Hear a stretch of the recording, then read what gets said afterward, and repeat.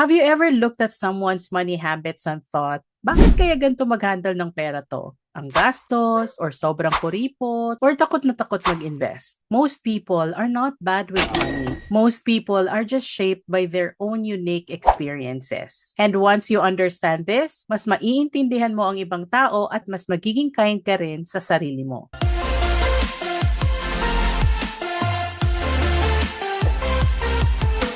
Hi, welcome back to my channel. This is Janice, your Pinay Investor. At ngayon nga ay pag-uusapan natin kung bakit nga ba magkakaiba tayo ng pananaw at paraan ng pag-handle ng ating pera. Unang-una, your money story started long time ago. Most people think na nagsimula lang yung ating mga money habits nung una tayong makareceive ng sweldo. But the truth is, mula pagkabata pa lang while growing up, unti-unti na nating nabubuo yung ating money habits. Sa bahay, sa mga nakikita natin, sa mga naririnig natin sa paligid, lalong-lalo na sa pamilya, sa parents, or kung sino man yung mga nakakasama mo while growing up. Maybe you grew up hearing from your parents na mahirap lang ang buhay natin, wala tayong ipon. Nag-aalala ang parents mo sa mga bayarin, nangungutang, baka nga minsan sinasabi pa sa'yo na, oy, sabihin mo pag may naningil, wala dito si nanay, wala dito si tatay, wala si lola. Or maybe naranasan mo rin kung gaano ka-stress yung parents natin pag nagkakaroon ng medical emergencies sa pamilya. Kung gano'n ang environment mo while growing up, it makes sense kung bakit hanggang ngayon may fear ka pa rin around money. And I want to encourage you na hindi ka mahina, hindi ka mali, may pinanggalingan lang. On the other hand, may mga tao na iba naman yung experiences nila. Hindi nila naranasang mahirapan sa pera. Pag may mga kailangan sila sa buhay or sa school, napo-provide ng kanilang parents ng mga pangangailangan. So, growing up, hindi talaga nila na-feel yung stress or hirap ng buhay. At syempre, growing up with that kind of environment or yung upbringing na ganyan, iba rin syempre yung magiging mindset nila. Now, let me ask you something. Ano ang isa sa mga naririnig mo about money nung bata ka pa na hanggang ngayon,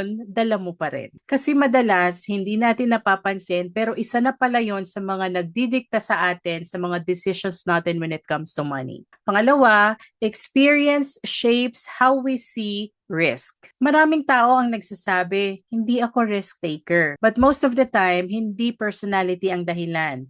Experience ang dahilan. Kung may kakilala kang na-scam na before, natural lang na matatakot kang mag-invest. Kung may kamag-anak kang nalugi sa negosyo, of course, magiging careful ka. Kung lumaki ka na lagi na lang walang pera, laging kapos, halos walang makain, syempre, mas gugustuhin mo na this time around, may savings ka or may emergency fund ka kahit papano, di ba? And on the other side, kung may taong nag-invest early at nakita niyang lumago ang pera niya, magiging confident siya. Different experiences, kaya different decisions. Pangatlo, why we judge other people's spending. Minsan or baka nga madalas napapatingin tayo sa mga nangyayari sa social media. Yung mga kaibigan natin, travel ng travel, may bagong gadgets, may bagong sasakyan, or nagpagawa ng bagong bahay. And sometimes we think ang gastos naman nila o kaya hindi sila marunong mag-ipon ng pera. O kaya naman, nangutang ka tapos hindi ka pinautang, iisipin mo ang damot naman nila, ang dami naman nilang pera, hindi nagpapautang. But here's the truth.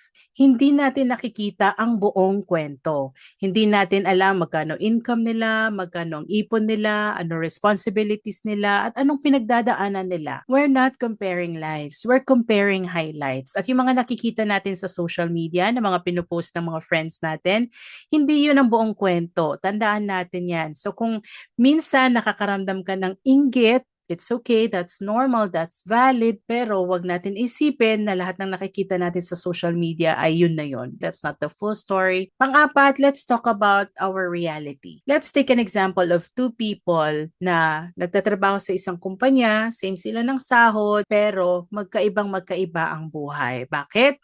Kasi they have different situations. Maybe yung isa, yung sweldo niya ay para sa sarili niya lang. Pwedeng pambili ng needs niya, ng essentials niya, at ng luho niya. No one is depending on him. Wala siyang ibang sinusuportahan. And the other person naman, the other employee, same sahod, pero siya ang dami niyang sinusuportahan. Maybe siya yung may pamilya na, mayroong pinapaaral ng mga anak, baka nga nagsusuporta pa sa mga magulang, mas marami siyang gastusin. And that changes everything. Kaya minsan, hindi fair ang comparison. Dahil hindi pare-pareho ang dala nating bigat. Yung isa, hayahay lang, wala siyang problema, nakakapag-ipon. Samantalang yung isa, kahit anong gawin niya ang pagtitipid or kahit gaano kalaki yung desire niya na makapag-ipon, wala talaga. Hindi talaga kasya, kundi kulang pa ang income niya sa dami ng gastusin.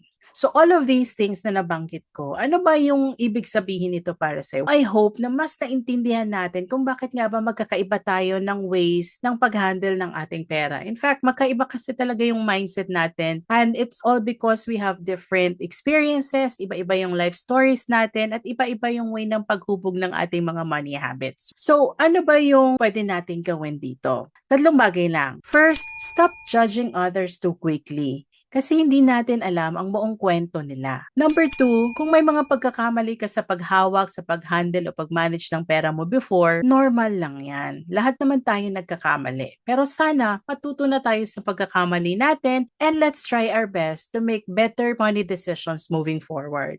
So kung na-scam na tayo dati, dapat mas careful na tayo ngayon. Kung nalugi na tayo sa business before, or kung may mga maling decision tayo sa paghawak ng pera dati, sana naman ay matuto na tayo from other people, from our experiences, kung paano nating mai-improve pa yung ating finances. And third, focus on improving, not comparing. Kasi meron tayong tendency talaga na kino-compare natin yung sarili natin, yung finances natin, yung buhay natin sa buhay ng ibang tao. Remember na magkakaiba tayo, iba-iba yung motivations natin to be successful in our money life, di ba? In our life as a whole. May iba na may pinaguhugutan talaga sila, iba yung pinaguhugutan mo, so magkakaiba tayo. Focus on improving, not on comparing. Kung meron ka mang dapat i-compare sa sarili mo, ito yung old self mo. Huwag mo na i-compare ang sarili mo sa ibang tao. Focus on yourself. Kailangan mo lang maging better. Unti-unti, let's take one step at a time. Magiging better din tayo pagdating sa pag-handle ng ating pera. In closing, I want to leave you with this thought. Your past explains your habits, but it doesn't have to control your future. Hindi ka late, hindi ka bad sa paghawak ng pera, at hindi ka nag-iisa. We are all learning. We're all work in progress. And remember this, every decision you make today is a chance to build a better money story tomorrow. Kaya let's make it count. So that's it for our video today. Sana ay may natutunan tayo. Again, magkakaiba tayo ng stories, kaya wag na nating i-compare ang sarili natin sa iba. Let's be more understanding to others, and let's be more kind to ourselves. That's all for our video today. Thank you for watching, and please don't forget, isulat mo sa baba sa comment section ano ang pinakatumatak sa'yo na money belief na natutunan mo back when you were a child, back when you were growing up, na dala-dala mo pa rin hanggang ngayon at nakaka-affect on how you handle your own money. I'm so excited to read your comments. Thanks for watching, and I'll see you on my next video.